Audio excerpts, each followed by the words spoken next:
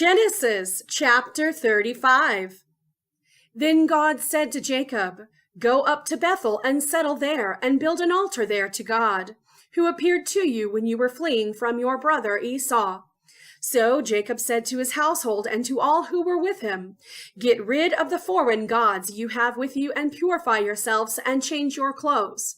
Then come, let us go up to Bethel, where I will build an altar to God, who answered me in the day of my distress, and who has been with me wherever I have gone." So they gave Jacob all the foreign gods they had and the rings in their ears, and Jacob buried them under the oak at Shechem. Then they set out, and the terror of God fell on the towns all around them, so that no one pursued them. Jacob and all the people with him came to Luz, that is, Bethel, in the land of Canaan. There he built an altar, and he called the place El Bethel, because it was there that God revealed himself to him when he was fleeing from his brother. Now Deborah, Rebekah's nurse, died and was buried under the oak outside Bethel, so it was named Alan Bakuth. After Jacob returned from Padan Aram, God appeared to him again and blessed him. God said to him, "Your name is Jacob, but you will no longer be called Jacob. Your name will be Israel." So he named him Israel. And God said to him, "I am God Almighty. Be fruitful and increase in number. A nation and a community of nations will come from you, and kings will be among your descendants. The land I gave to Abraham and Isaac I also give to you, and I will give this land to your descendants after you."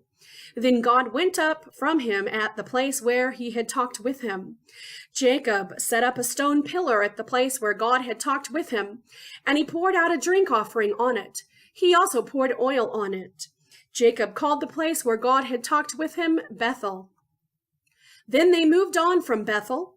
While they were still some distance from Ephrath, Rachel began to give birth and had great difficulty.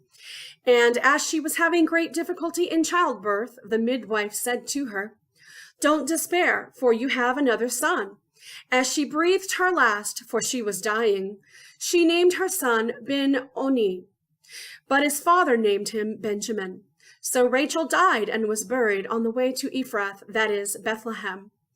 Over her tomb, Jacob set up a pillar, and to this day, that pillar marks Rachel's tomb. Israel moved on again and pitched his tent beyond Migdal Eder. While Israel was living in that region, Reuben went in and slept with his father's concubine, Bilhah, and Israel heard of it. Jacob had 12 sons. The sons of Leah, Reuben, the firstborn of Jacob, Simeon, Levi, Judah, Issachar, and Zebulun. The sons of Rachel, Joseph and Benjamin. The sons of Rachel's servant Bilhah, Dan and Naphtali. The sons of Leah's servant Zilpah, Gad and Asher. These were the sons of Jacob who were born to him in Padan Aram. Jacob came home to his father Isaac in Mamre, near Kiriath Arba, that is, Hebron, where Abraham and Isaac had stayed. Isaac lived 180 years.